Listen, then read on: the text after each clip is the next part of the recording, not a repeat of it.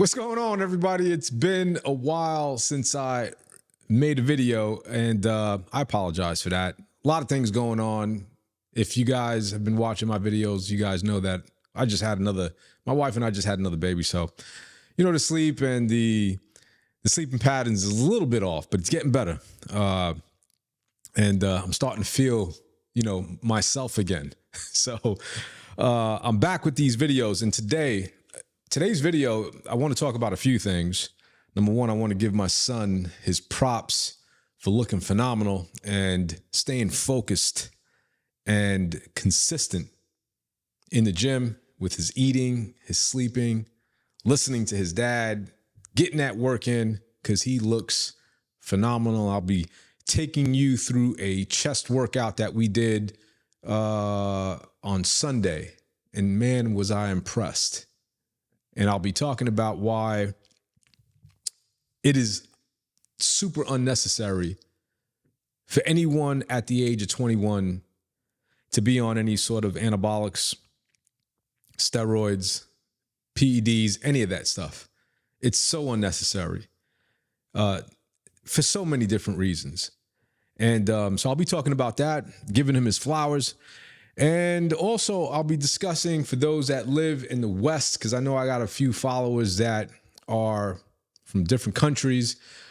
For those that live out here and celebrate Thanksgiving, Christmas, and all that, this is the season where we can easily pack on 15, 20 pounds, 25 pounds very easily. I mean, we can do that in a week.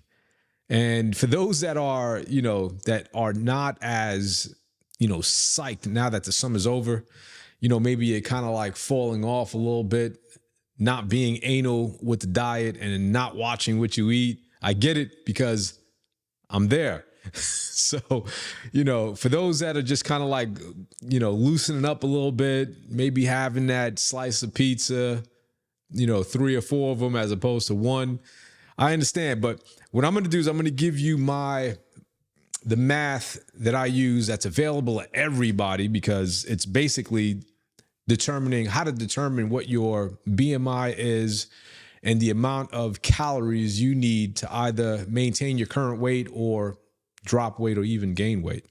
And like I said, the math is super quick. In fact, I asked ChatGBT to do it for me, and it spit out the numbers. And I'm going to tell you right now, ChatGPT was accurate. Okay, accurate. So I'll be going over that. And what else? I think that's about it. Maybe I'll talk about a little bit of what my workout, routine is going to be like in the winter going forward. If I'm gaining any weight, losing any weight, or maintaining, we'll talk about that. All right. So first things first, let's get into what my son is looking like these days, man. So he came over the house on Sunday, and I was like, we'll do chest together, and we'll keep it nice and short and sweet, and let's rock and roll. You know what I mean? Let's do this. So as you can see right here, what he's doing is the incline bench, which we start out with. No weight on the bar, 45-pound bar.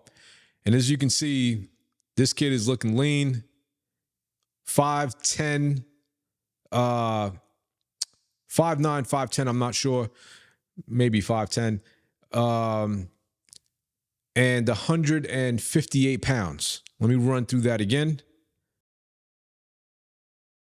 So what I told him here today when we were doing the workout, I was basically explaining to him that you don't have to lock out when you're doing any sort of movements. You want to try to keep that tension on the muscle the entire time. All right. It's unnecessary for you to lock out. In fact, I want to say that locking out in any exercise, you're probably doing a lot more damage to your joints by locking out. So you always want to keep that bend, and you always want to keep that constant tension on the muscle. Always. No matter what exercise you're doing, it doesn't matter. So we started off with the incline, and I was like, man, the kid's looking really lean. Let's move forward. So we went on and we added some more weight, but we didn't add weight to the point where we weren't doing less than 15 repetitions. We were doing 15 and better. And so I think we may have only went up to 30 pounds on each side because we were trying to stay close to 20 to 25 repetitions.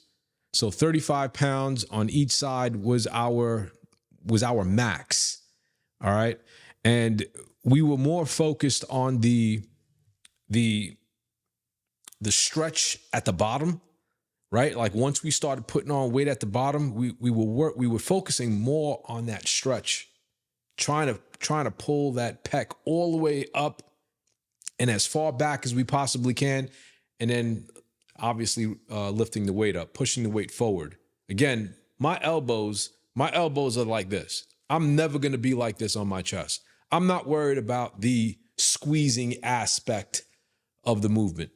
That's just me personally. I've never done it in the past. I don't do it now. And honestly, I just think it's a waste of time when it comes to muscle. I think you should focus more on that stretch and constantly keeping that tension on the muscle group that you're training. The next one was the dip. So as you can see here, let me pause this for a second. As you can see, man, like,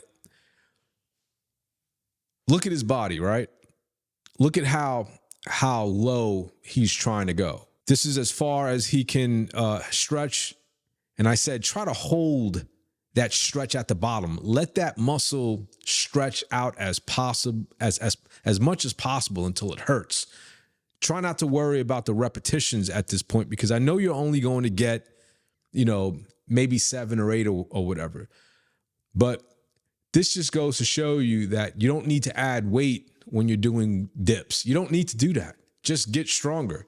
Just get stronger by, next week, keep a count. Oh, I only did 8 today. I'm going to try to do 8.5 or maybe 9 if I'm feeling really good. And I'm going to focus on that deep, deep stretch at the bottom, letting my elbows come all the way up until you just feel those micro tears right on the side of your chest, right up by the corners of your underarms. And that's what we were doing. I'll play that again. There you go. Now look at him, just holding that tension right there. That was 3. Hold that tension. 4, you can see those arms shaking. 5, 6, very difficult to do, guys. I think this was our second or third set or whatever. So our chest was already blasted. Okay, blasted just in the second exercise. Next one we did was the push-up. And as you can see here, I have this push-up, the same system that he was using to do dips, these handles that are attached to the rack. We just put them real low and we do the push-up using this. Why? Because we can go deeper, right? We can stretch out the chest muscle a lot deeper than we would if we were just doing a regular basic push-up. So this allows for more stimulus, more tension, more stretch on that pec. All right, 1, 2. Again, look at that pause at the bottom. 3, look at the stretch. 4, 5, 6. He's not locking out. 7, 8, 9, 10, 11. And that was it. You know what I mean? 11 or 12 push-ups. Insane. Okay? Why would you need to do anything else if you can't get 15 or 20 push-ups like this? Why do anything else? And I say this for the guys, that need, or let me retract that. I say this for the guys that are training at home. You can do this stuff at home. You can do dips, you can do push-ups at home and grow a massive chest doing it this way, doing it the strict way. Full range of motion, meaning getting that deep stretch as much as you can, coming up, not locking out. Come on, man. You'll grow a massive chest. If you can do 40 or 50 push-ups like this, imagine what you're going to be like. Imagine how strong your bench would be like. It would just, I think it would look incredible. So we did, how many sets did we do like that? I think we did 4 sets of push-ups, 4 sets of dips, 4 sets of incline bench. And that was it. We didn't do anything else. Now let's look at what he's looking like. There it is. If I may say myself, at the age of 21, 158 pounds, standing at 5'9", 5'10", this kid is looking phenomenal. Who wouldn't want to have a physique like this? You know what I mean? Like, honestly, guys, if you had to take a poll of women that are in the age, I would say age range of 18 through 35, and you put a guy like Chris Bumstead, and then you put a young man like my son right next to him, I guarantee you the numbers would be in my son's favor in terms of what they like. It would be in my son's favor because no one wants a guy that big. You see it all the time. Women don't want dudes looking that crazy. It's unrealistic, which goes into what I wanted to talk about in terms of testosterone replacement therapy that these young kids are getting on at the age of 21, 22. You got to be ridiculous, man. Steroids at the age of 21, 22. I mean, just take a look at my boy right here, man. Who wouldn't want to have a physique like this? This is some beach body surfer type shit, model, type 6-pack, lean as ever. I would say with his muscularity and his vascularity, he's under 10%. He's probably within a range of 8 to 10%, just looking at him. And you haven't even seen his legs. His legs look phenomenal. So why would you, honestly, guys, why would you want to take roids? For what? For what purpose? Other than I would say trying to compete at the Olympia or wanting to just be a freaking mass monster? If that's your goal, man, God help you. I wish you the best of luck. But looking at these dudes today, man, these dudes may look healthy to you, but these guys are sick. These guys have more problems internally, physically, than it's just, they're a walking nightmare.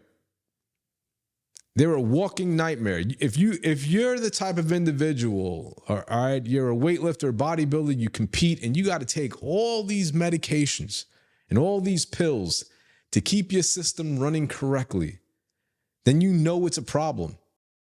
You know it's a problem. I told my son, and I always tell him, I says, if you continue to stay consistent from now till your mid to late 20s, you will look incredible naturally. Incredible. And all that hard work will pay off. You just got to be patient. And I would say the same thing for you young guys. For those of you that are listening, man, that are young, that fall in that 21, 22 range, be patient. It's going to come. This, what he does is just, I want to say him being accountable, obviously, him being, what are the words that are escaping me right now? Just diligent.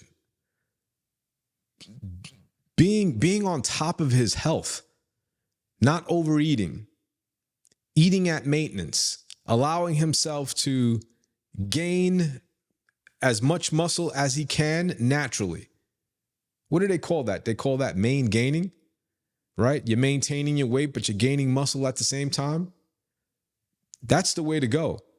If I had to give advice to anybody, that's the advice I would give. All right. Obviously, being disciplined, we know that, being disciplined and committed to getting into the gym at least 3 days out of the week. I mean, that's what you got to do. His genetics, I would say, are no different from anybody else's. He's just committed. You know, this is his responsibility. In his head, he knows, all right, it's work, school, gym, sleep, repeat. Let me make sure I get my food in there.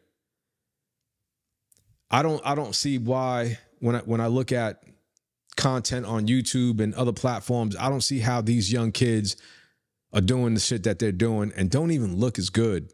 That's the other caveat, right? They don't even look as good, man. They're taking roids to look like what he looks like now, just a little bit bigger. Doesn't make any damn sense. Anyway, moving on to the next subject. When it comes to what do I got? 18. All right. When it comes to determining how many calories you need to either maintain your weight or lose weight, right? Because you don't really hear too many people saying, I want to gain weight, right? So how do we do that? Like I said before in the beginning of the video, you can ask ChatGBT right now to input